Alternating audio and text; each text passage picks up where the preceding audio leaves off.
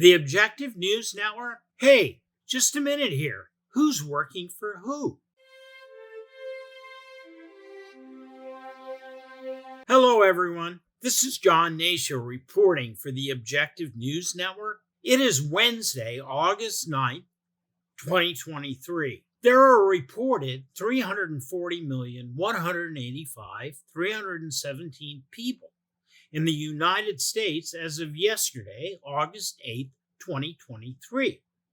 The top 50% of taxpayers paid 97.1% of all federal income taxes in 2018.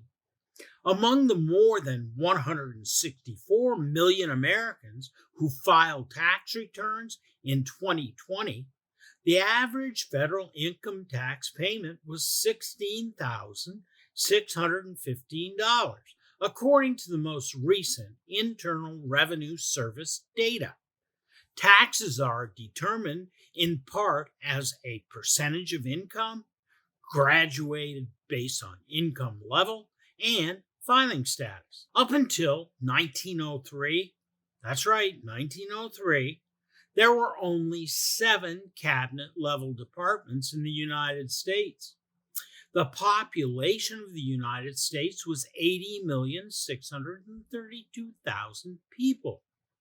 There were 73,540 registered voters.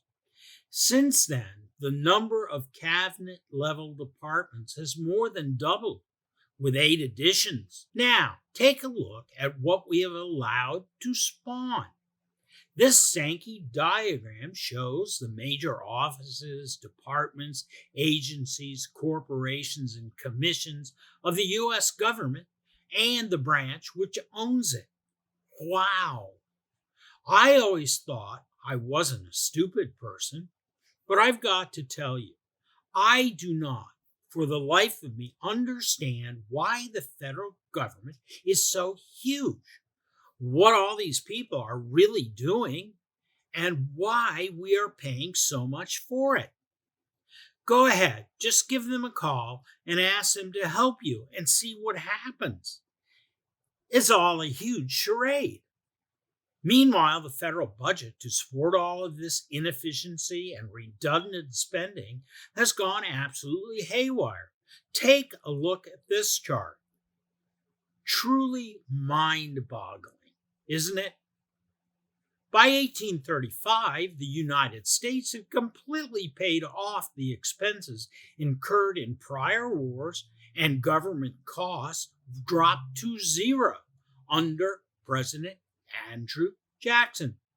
But then the national debt began its inexorable rise as America continued to spend more money than it was taking in from taxpayers and other sources. Historically, our national debt has risen from zero in 1835 to over 31 trillion. And is projected to keep growing exponentially. In 2022, around 19.23 million people were working for state and local governments in the United States. The number of federal government civilian employees stood at about 2.87 million people. But this is really just a small part of the true government workforce. In addition to the above numbers, there are over 4.1 million people working as U.S. government contractors. Adding up the number of federal, state, and local government employees with just the number of federal contractor employees, we are now over 26 million people. Now, consider the fact that the average annual salary for a full-time federal government employee is currently above $90,000. Compare this to an average private sector employee who earns an average of $74,000 every year. According to the United States Bureau of Economic Analysis, that's a difference of $16,000 every year. Can you imagine having an extra $16,000 in your pocket every year? Wow. Now let me ask you the question. Who are these highly paid people really working for? You, the people, or perhaps their politically weaponized bosses? For themselves? Apparently, many of them are willing to do just about anything to get ahead in the government and keep those high paid jobs and salaries that go along with them. As we have exposed to our viewers in news stories and investigative reports, FBI agents are willing to throw an election. People like James Comey, Andrew McCabe, and Peter Strzok, but they aren't held accountable for their treasonous conduct, violating the Constitution by interfering with a presidential election. No, instead, we go after the victim. In this case, Donald Trump, whether you like him or not, in a relentless campaign of politics gone wrong, seeking only political power, certainly not justice. Or how about all the judges we've exposed for their participation in our rigged system of racketeering, influence, corruption that is massive? At the local level, judges are paid somewhere between $195,949 a year to $223,559 every year. That is a lot of money, but many of them are making much, much more than that off their business of corruption. As you can see here, the middle 57% of federal district court judges make between $121,827 a year and $192,550 a year, with the top 86%.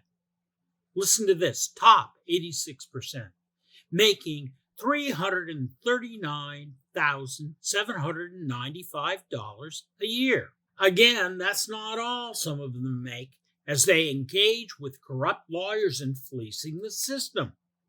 We've told you about the biggest mortgage fraud scheme in history by collusion among the courts, lawyers, and the big banks. The exhaustive 10-year research study on how corrupt RICO enterprises of judges, lawyers, and prosecutors destroyed the life of a small businessman after the government stole his intellectual property and drove him out of business, all for political reasons. You can view many of these stories at our ONN website and at the nonprofit think tank Institute for Complexity Management. Now, let's take a look at our political leadership in Congress. Leadership in Congress may be an oxymoron. The average number of the Senate and the House makes $174,000 per year, not including their benefits. The only exceptions include the Speaker of the House, whose salary is $223,500, and the President pro tem of the Senate and the majority and minority leaders in the House and Senate, who have a salary of $193,400. Not bad. Now we add their permissible earned income, outside earned income, for representatives and senators, which is limited to 15% of the annual rate of basic pay for level 2 of the executive schedule. According to the House Ethics and the Senate Ethics Committee, the 2022 limit is $29,895, or just about $30,000 a year. In addition, they are reimbursed for employee salaries, office furnishings in their home states in Washington, D.C., travel expenses, and the franking privilege for members of the House, health insurance, and a whole bunch of other perks. To me, that sounds like a lot of money, way too much if we take an objective view to consider what they have actually done and how useful they have actually been, not only to their constituents, but to the country they are supposed to be serving and the amounts of money they will make when they retire with all those connections. Well, doing the type of work I do at the Institute for Complexity Management, in addition to the work here, I serve as a researcher, providing pro bono help to people who have become the victims of corruption. I've had to call various governmental committees in both the Senate and the House, like the Judiciary Committees and Governmental Oversight. I've reported and provided proof on things like judicial corruption, mortgage and bank fraud schemes, extortion, the corruption of the FBI and the U.S. intelligence community. And something very interesting about all this work. In not one case have I ever received a response from the federal government that my taxes are paying to support. I have also reported massive corruption of local, state, and federal governments and the political weaponization of institutions to Congress, the Department of Justice, the FBI, the Department of Defense, federal and local prosecutors, state attorney generals, law enforcement authorities, and so many others with absolutely no response. Based on this type of conduct by the people whose salaries I am paying, I, for one, have become very dissatisfied with the customer service of our federal government. Government in America is simply too big, corrupt, non-responsive to the real needs of the people, and way, way too expensive. So what can we do about it?